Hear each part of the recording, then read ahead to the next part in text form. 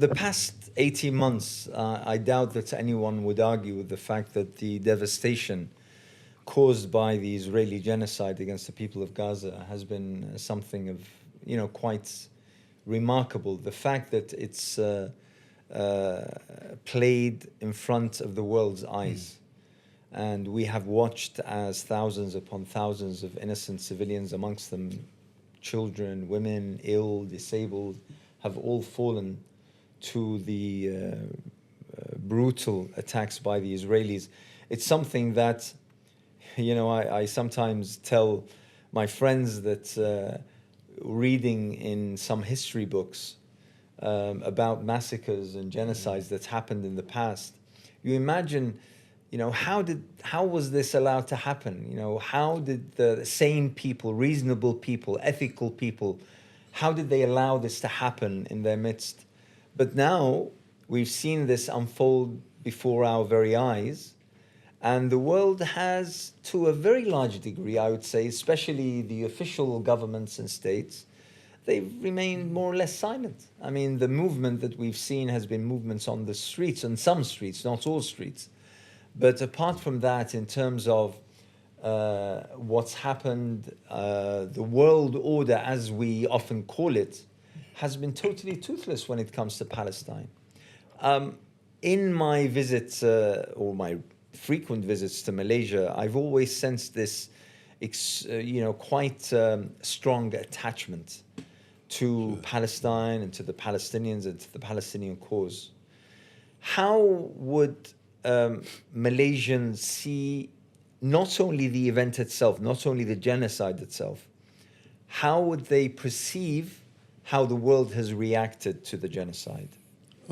Okay, well, I think I would like to give some historical context when it comes to the solidarity of the Malaysian in particular towards the Palestinian cause. Right from the beginning, if we can recall, way back in 1947, the run-up to the passing of the Resolution 181. Yes. On 29th of November, if I'm not mistaken, 1947. So there was a political party, Islamic political party. It's called Hizbul Muslimin. A religious teacher, his name is Abu Bakr al-Baqir, Sheikh Abu Bakr al-Baqir. He managed to come up with a conference calling up more than 5,000 delegates from the whole of the country, the Peninsula Malaya back then, Tanah Melayu, and also delegates from the southern Thailand, Patani, and Indonesia, 5,000 delegates, which formalized the political party Hizbul Muslimin, and at the same time, they come up with the highest religious authority. It's called MATA, M-A-T-A. And one of the key issues that was addressed was the preventing or standing in the way of the birth of the state of Israel. So they made a very strong point against the idea of taking over Palestine. And as a result of that, in 1948, when just after Nakba, when Israel was born, the illegitimate state was born, the British actually banned this organization, and Sheikh Abu Bakr al-Baqir was in prison with the rest of the movement leaders.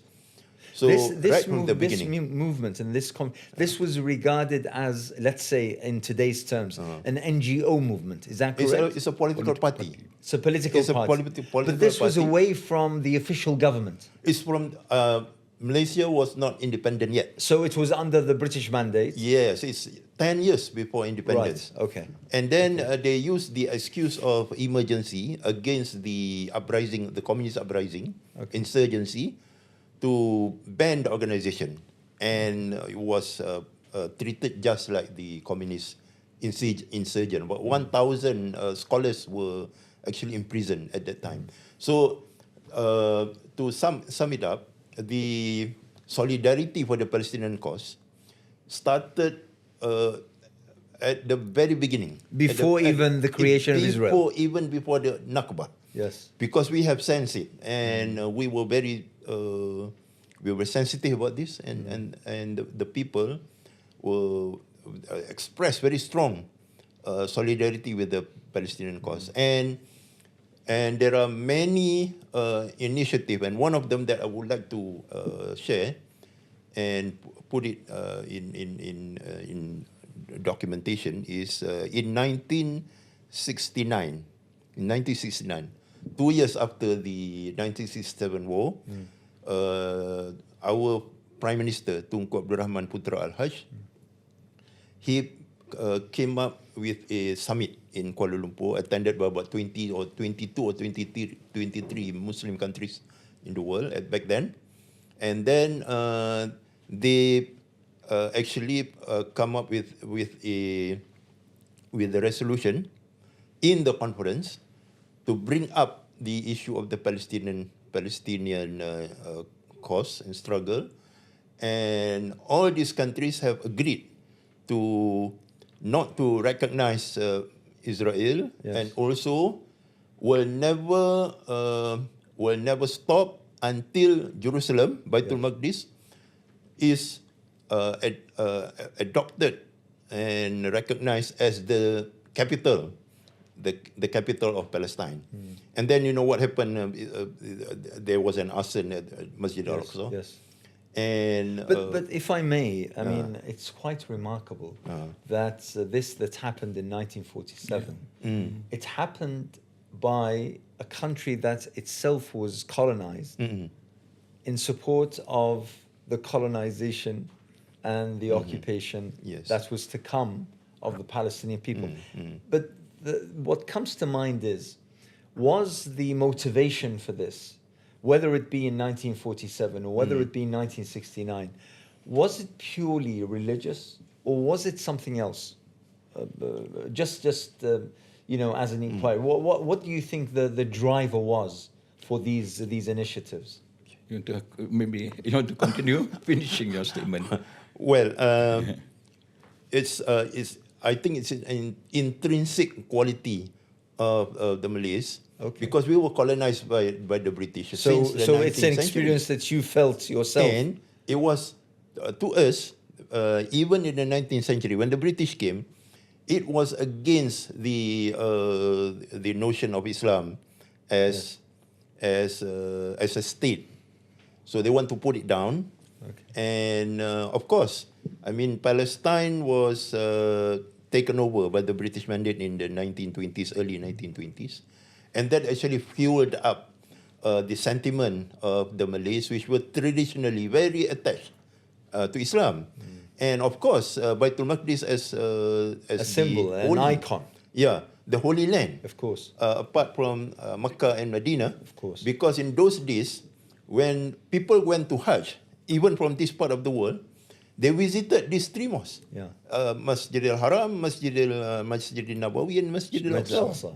Yes. So, what the British did to the Holy Land is an affront to Islam, and no even very simple-minded Muslims can take that lightly, because it's the Holy Land.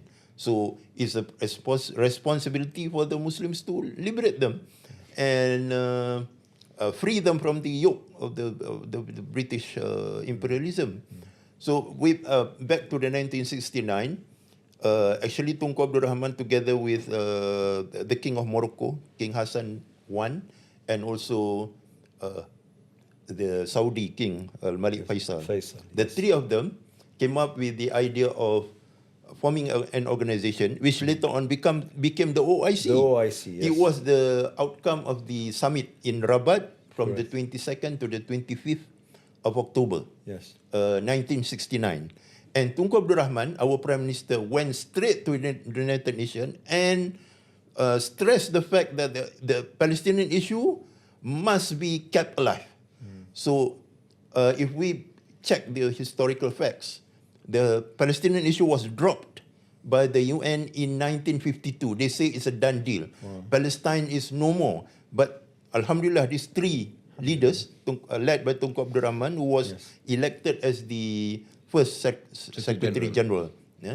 The issue of Palestine was brought again back on the United Nations forum. Alhamdulillah, that was in 1969. So if we can sum it up, Malaysia has been all along with the Palestinian in our mind, in the soul, and we will never leave Palestine to strive on their own in facing the aggression of the Zionists. And has this been something that yani reflected on the streets and amongst the Malay nation, in accordance with the official stand of Malaysian governments? Yes, if I may just share some little experience that I have. But Prof. Hafidzi is a expert in history, so we are always mesmerized by his sharing. But a little on humanitarian side, Dr. Anas, I was fortunate to be amongst the, I would say, the term selected people. We were in Istanbul last year. We were about to sail from Istanbul to Gaza in April 2024. The trip was known as Freedom Flotilla Coalition. Correct. And we were there. I was amazed when to meet people from various backgrounds, from many nationalities. I was informed 53 countries was represented. About 18 of us from Malaysia, so a few hundreds from UK, US, German, Canada, Argentina, and so on. So I was asking some of them. I mean, people normally look at this issue of Palestine from religious perspective, but what's happening for the last 70 plus years, even more so, after 7th October. It has, the narrative, the issue become a humanitarian issue. We just cannot bear watching children being killed, being maimed, and the story coming out from Gaza that children's leg being amputated without anesthesia, or the ladies, they gave birth with a cesarean section without anesthesia, and some of them died on the operating table. So I was asking them, so they said this is humanitarian issue. My hand is full with blood because that's one from America, because Prof. Biden was using taxpayers' money to buy ammunition and send to Israel to kill. So, they are very passionate. Sometimes we feel that, wow, we are so close, like Prof. Hafidzi mentioned, since 1920s, the issue of Palestine has been close to us. They may be 8,000 kilometers away, but very close to our heart. But there are other people from various countries, they do feel, there's moral obligation to support. One of them was saying that if I do not do something, how can I answer this when I asked by my children or my grandchildren? So what do you do to help? So we were there in Istanbul for almost 11 days, and we were trained and given talks, especially on safety and security issue. If we were sailed to Gaza, if the ship is being attacked, what do you raided, do? what do you do exactly? These are real issue, and we have to undergo a training session when the commandos actually storm into the big hall that we were there, and it's really scary. Of course. So, but some of us would say, if we die, it's jihad, inshallah, shahada, for the sake, in the path of Allah subhanahu wa ta'ala, like our brothers and sisters in Gaza. But to others, they say this is humanitarian moral obligation, to the extent that when it was announced that we could not sail, it was on Friday, we were supposed to sail on Friday, but the Thursday night, the official announcement made that we could not sail because, the flag was withdrawn and so on. One of them stood up. If I cannot sail to Gaza, I will swim to Gaza.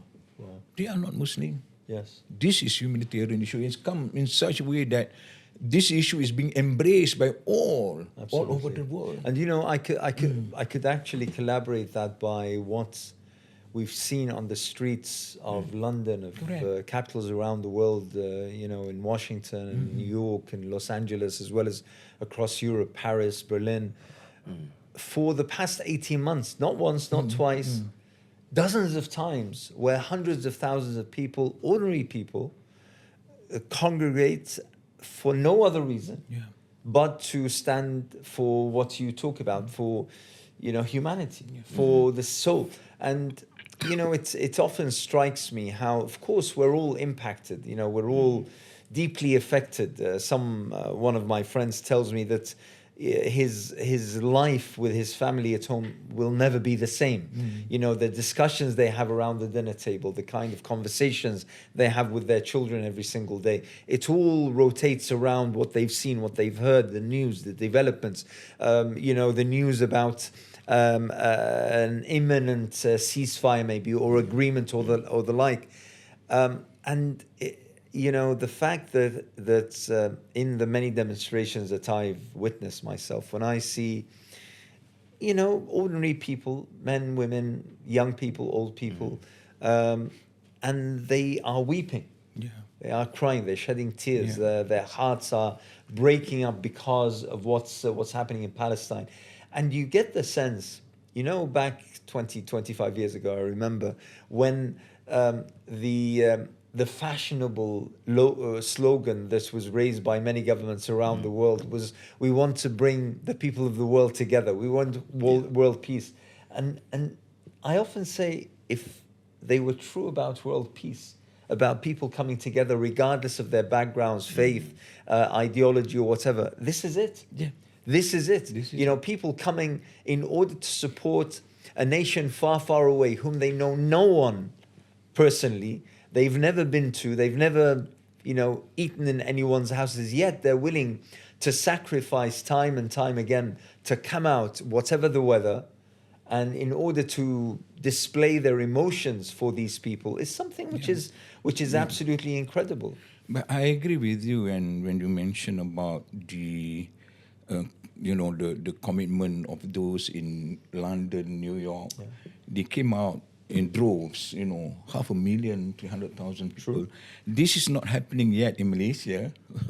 When we organize, mass rally of that nature, maybe we can get 50,000 the most, or maybe 10 or 20,000. But I will not say that we Malaysians are a bit more less sympathetic. Yeah. But we, by nature, we may not be such people will go to the streets and and demonstrate our anger. But I would say Malaysians generally are very generous. Yeah. I just share with you, just 2 days ago, no, it was on Tuesday, 3 days ago, students of a university, they are students of a university. I may mention University Tenaga Nasional, just not too far away from here. Yes. The students, while there, they started an effort, noble effort, I must say, to collect funds for Gaza. And at the end of that, they got 300,000, more than 300,000 Malaysian ringgit through, people, companies donating. And it is only for Gaza. Yeah. It shows that people on the street, they care for Gaza. They may not come out to the street, but Malaysians are genuinely generous. My care, I'm the chairman of my care, Prof. Hafidzi is honorary advisor. Since 7th October 2023, we have transferred or disbursed fund amounting 20 million ringgit. Fantastic. May not be a lot, but for us, 20 million ringgit is a huge amount. And what do we do? Medicine. Yeah. What do we do? We buy tents. What do we do? We buy solar panel to power the wells so that they get access to clean water. So in totality, I think the spirit is there.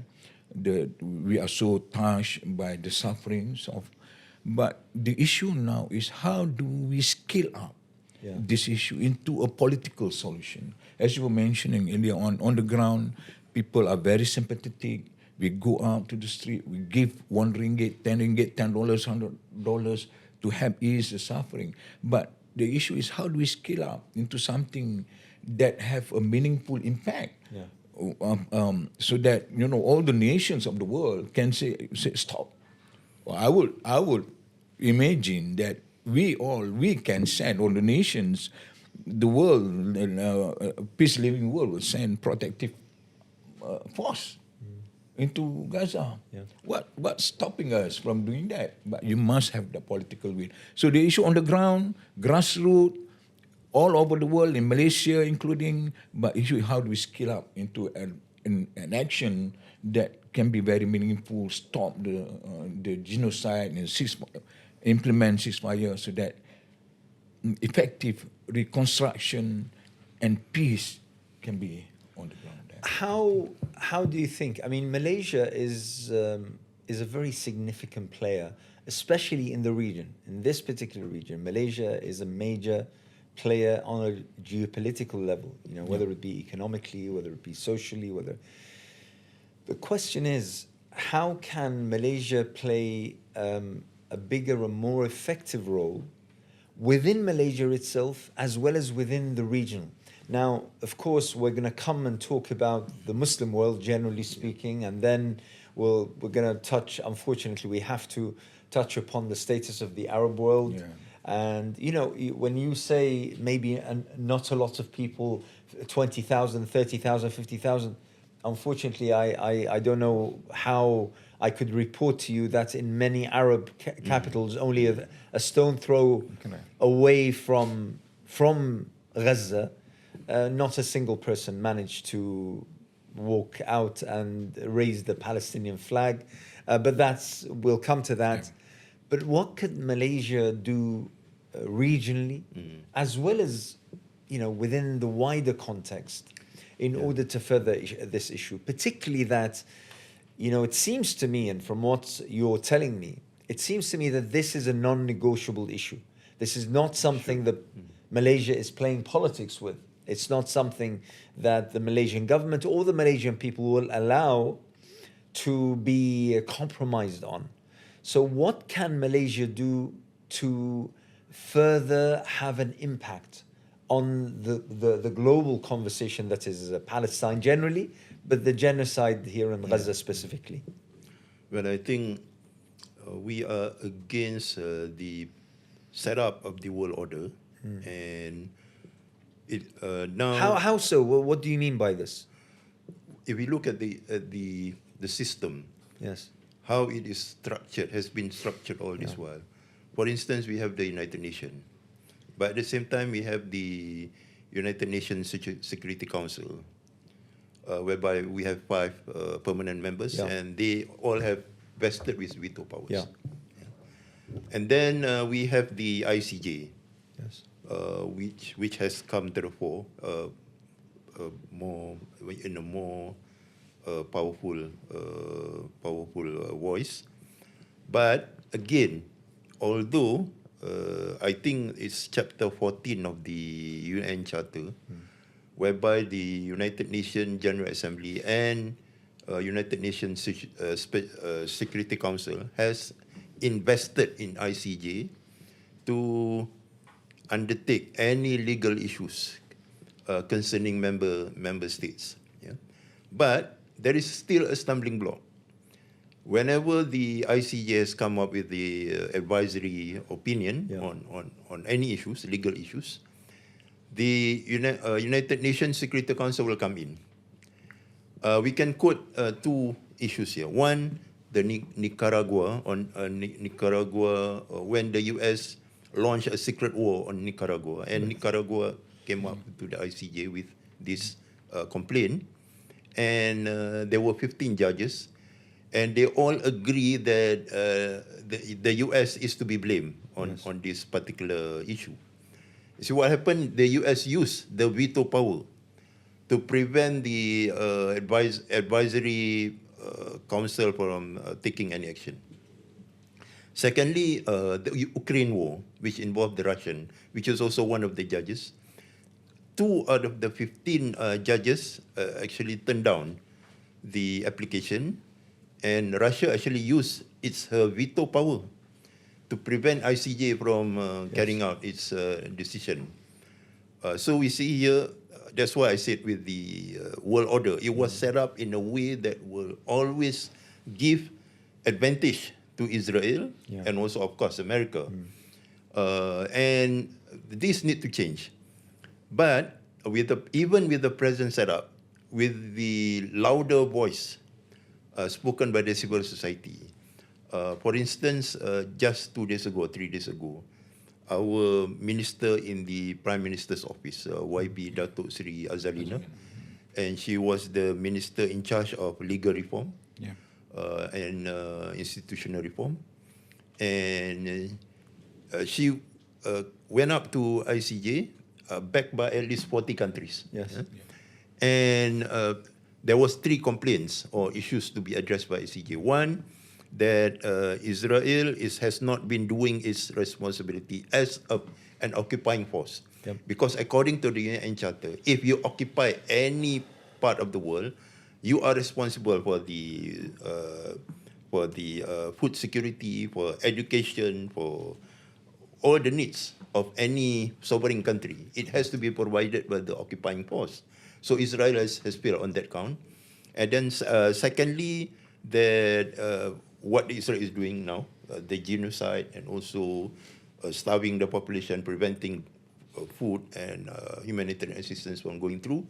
And thirdly, this is the worst part, that Israel has announced UNRWA, UNRWA, as a terrorist organization, which has been invested since 1967 to provide assistance to Palestinians in the West Bank, in East Jerusalem as well as in Gaza.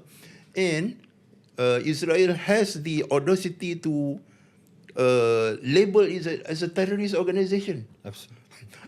I mean, it has come to a stage, it has been ludicrous for Israel to do that. I mean, it's an organization that has been invested by the UN itself to help out the Palestinians since 1967. And then we see Israel has failed to comply to the terms of the ceasefire and has failed to advance beyond the first phase. They have failed to comply to the second phase of the ceasefire, and then they resume the attack. And this is the worst part. While we are thinking that we have advanced so far from what has happened during the Second World War, and everyone has vowed that it never again. But see what happened. They are bombing Gaza like Hiroshima. Absolutely. For 4 to 5 times in series, continuously, judging at the amount of explosives that was sent down to Gaza. So this is it has become so.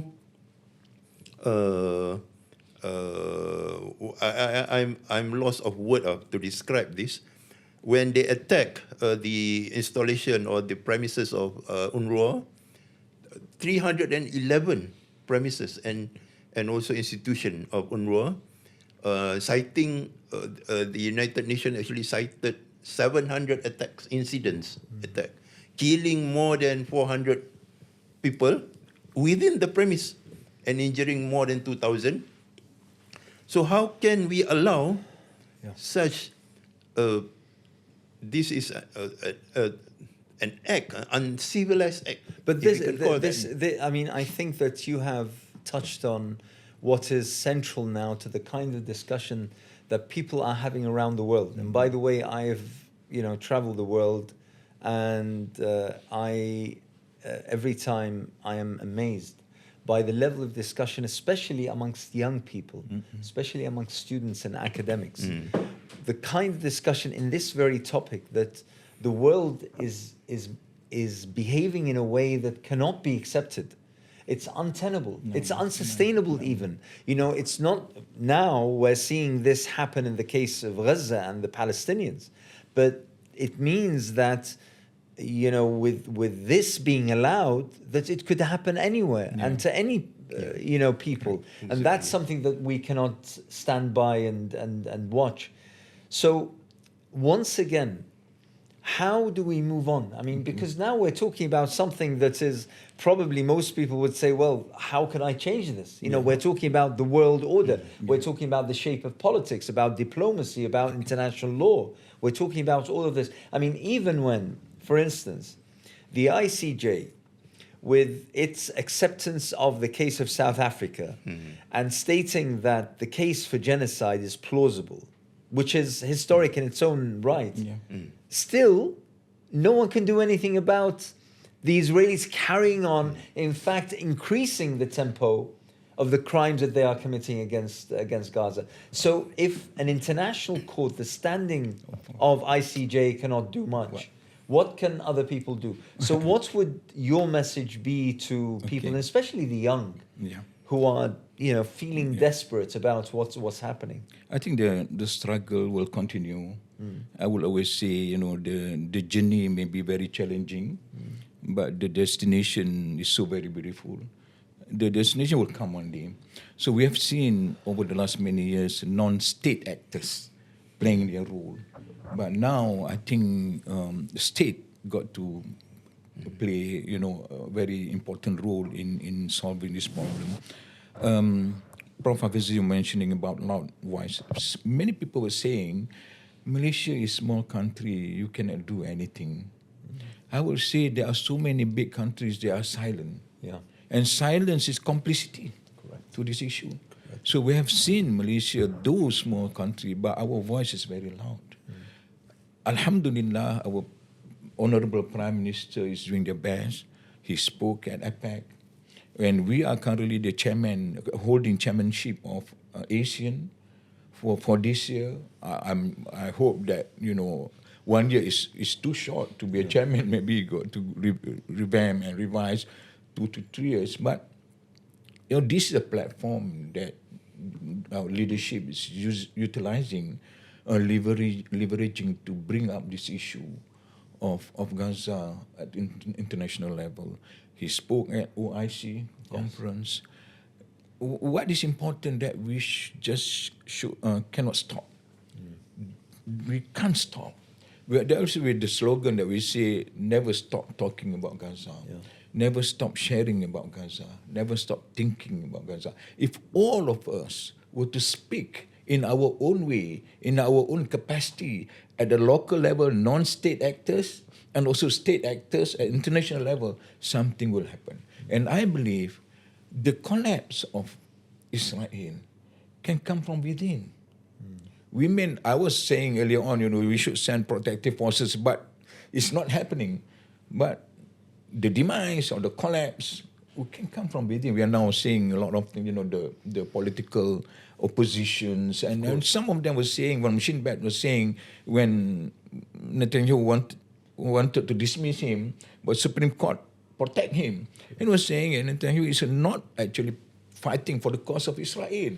It's fighting for his cause, for his political survival. So this issue, you know, if we remain silent, nobody would speak. There won't be any narrative at all. But each and every one of us were to speak, whether NGO, non-state actors, something will happen. But as I was saying earlier on, the journey is maybe very challenging. But inshallah, the destination is so very inshallah. beautiful. And what of the social movements and what communities can do, such as BDS? You know, the boycott, the divestment, the sanctions. Is this something that is prominent here in Malaysia? I know that, for instance, in the West and in various other countries, even, you know, in countries where public demonstrations aren't permitted, but people are practicing this in their own behavior and the way that they're shopping, that they're, and, you know, having their holidays and vacations and the like. Is this something that is prominent here in Malaysia? I would like to touch about the response of the Arab countries that you mentioned earlier. In regard to this. Of course, we are not seeing any demonstrations, any strong protests from among the Arab countries. I think it's because the leadership is in the pocket of the US.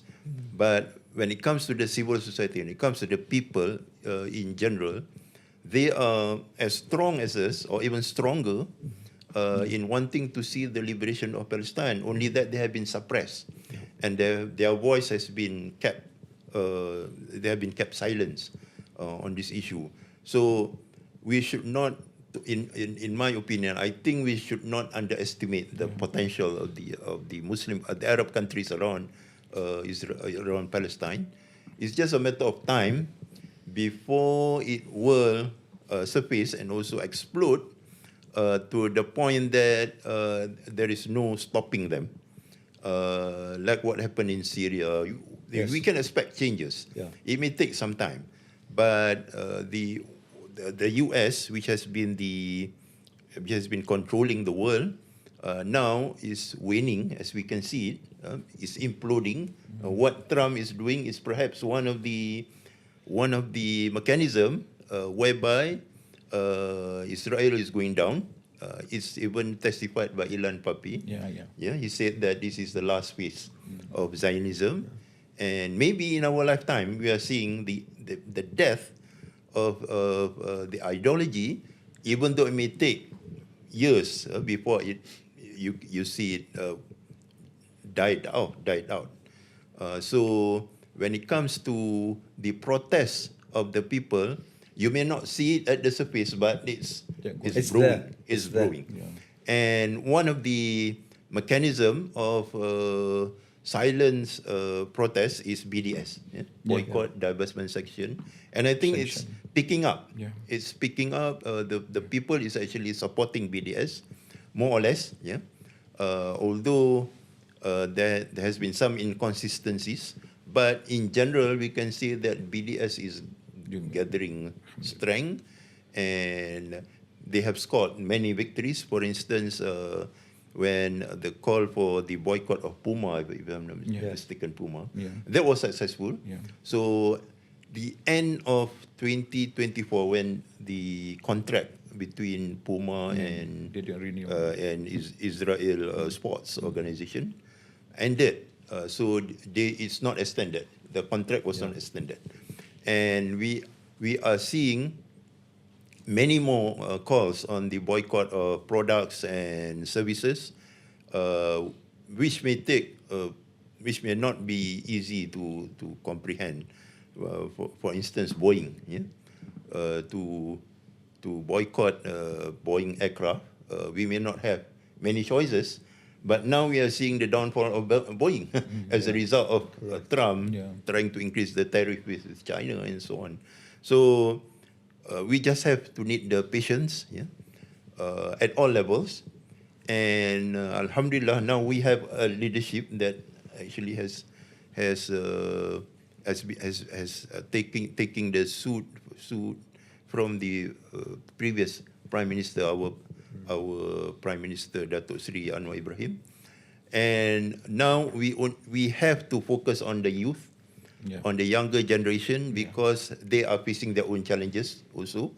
So we have to, like our chairman said, we should not stop talking about it. We should not stop thinking about it, about Gaza and Palestine as a whole. This is also another thing. We should not only focus on Gaza, although the focus now is on Gaza, but we have to address the issue of Palestine as a whole. Palestine as a whole. So we should not forget about the West Bank. We should not forget about the East Jerusalem and the struggle that they're facing. In a way, Dr. Hafidzi, in a way, one of the British academics, I'm trying to rake my mind, trying to remember his name, but he spoke quite eloquently at a recent event held, I think, during Ramadan in March. And he said that the issue of Palestine is not pertaining either to the Palestinians or to the Arabs or even to the Muslims. It is about reclaiming our own humanity. Exactly. And I think that was quite powerful, because basically he was saying that this is not a nationalistic issue. This is not something that is racial. This is not something that pertains to a people that are far, far away. If we remain silent, then we are infringing on our own consciousness, on who we are and who we claim to be. And this, I think, is a central point and a message that the West generally should heed. because, when 30 years ago Francis Fukuyama wrote about the end of history, claiming that liberal democracy and neoliberalism was the pinnacle of human achievement. If only I could sit him down and ask him, okay, so in light of what this pinnacle of human achievement is allowing to happen, is paying to happen against the children of Gaza, I mean, how would you describe this kind of humanity that you speak of, that have reached the very top? So this is basically it. I mean, the campaigning, the movement, the shouting, the screaming, the demonstrating for Palestine is for us. Yeah. It's not necessarily for the Palestinians themselves per se. It's for us. It's to reclaim. So when a family, for instance, go out and they say, we're not going to sit in this coffee shop, we're not going to go to this place, and this is something that the young generations are absorbing. It's something that means that the fight is carrying on. Correct. No? I think that's real, Yeah. It's real. Why? Because sometimes we tend to forget, it's not this boycott or sanctions is not the issue. But actually the school-going children, they are very sensitive, We should not buy this, you should not buy that. True. So I see the issue is being now permeated down across all level of people in society, and we need this to move on, to more people to embrace this issue of humanity, at least from that point of angle. But on the issue of BDS, I think I really salute and respect them for the things they do. It's not easy to fight against big companies, They get sued at times by companies who are affected because of the sales. There are going down. several US states that have outlawed BDS, and that if public departments or private corporations, if they are employing new employees, something on the contract is that you do not partake in BDS. That means how effective is it? Yeah, that's effective. How influential is this movement so that governments are moving to ban it? Yeah. So it's quite, and by the way, you talk about the young. To be perfectly honest, it's, several of my friends, they say, for instance, there's an argument about a famous brand of coffee shops in the UK. Oh, is this on the sanction list? Is this not? Correct. So one of my friends, he always says, please just keep the cups out of my car because my children will see it and they'll be very upset with me. So, for them, it's non-negotiable. Correct. Yeah. So yes, you're absolutely right. The young are absolutely clear about this. It is a proof that the struggle is alive. Yeah. And you cannot put a stop to this. Yeah. The next generation will take it up, and with a stronger fervor. Inshallah. And even when you look at the youth of the American, the young generation of the Americans, it used to be like, if you make a survey in the past on their views and opinion on the Palestinian issue, maybe more than 90% of them, American university students, will be supporting Israel. But now it has changed. Yeah, more than 50% of American youngsters and younger people in America, they supported the Palestinian cause. So even the American public is on our side now, and it's just a matter of time before they will lose the grip on. And the Zionist movement, by the way, the Zionist movement is openly expressing concern regarding this wave of university movements around the world, saying that these are the leaders in the next 10, 15, 20 years. They are going to be the business leaders. They're going to be the political leaders. They're going to be the leaders of industry. And if that is what is ingrained in them, that Israel has committed the genocide and that the right of Palestine to all of Palestine, not East and West, not Western Jerusalem and Eastern Jerusalem, all of Palestine, if that is their position, that is their belief, then we have a very bleak future ahead of us. That's what the Zionists are saying. Yeah, I think coming to the issue of BDS, and I think the strategy got to be multifaceted, Yeah. multidimensional, and multi-level, and we cannot stop. It's just we need to move on. I agree that universities shouldn't play a very important role. That's why I was, mentioning about the Yes. students. They proceeded with fundraising and so on. When I listen to them, when they speak about this, something that close to their heart. And as you correctly say, that there will be ministers or prime ministers or leaders of organization or corporate sectors, and I have this belief that it may not happen now, maybe in the success, the liberation of Aqsa, and may not happen. We hope it will happen these few months, these few years, but we are hopeful that it will happen, inshallah, with the new generation of leaders, not only in Malaysia, but all over the world. Yeah. They are willing to speak out, they are willing to sacrifice their future for the truth. And inshallah, truth will prevail. So it got to be multifaceted, multidimensional, multi-level, continuous engagement and so on. I think on our part also, I think my care, we want to be engaged. Tell with me a little students. bit. Let's talk for a few minutes about MyCare. Okay, I'd okay. like to know more about what it is that you do, what your vision is, what are the main challenges that you face. Tell me a little bit about MyCare. Okay. The chairman.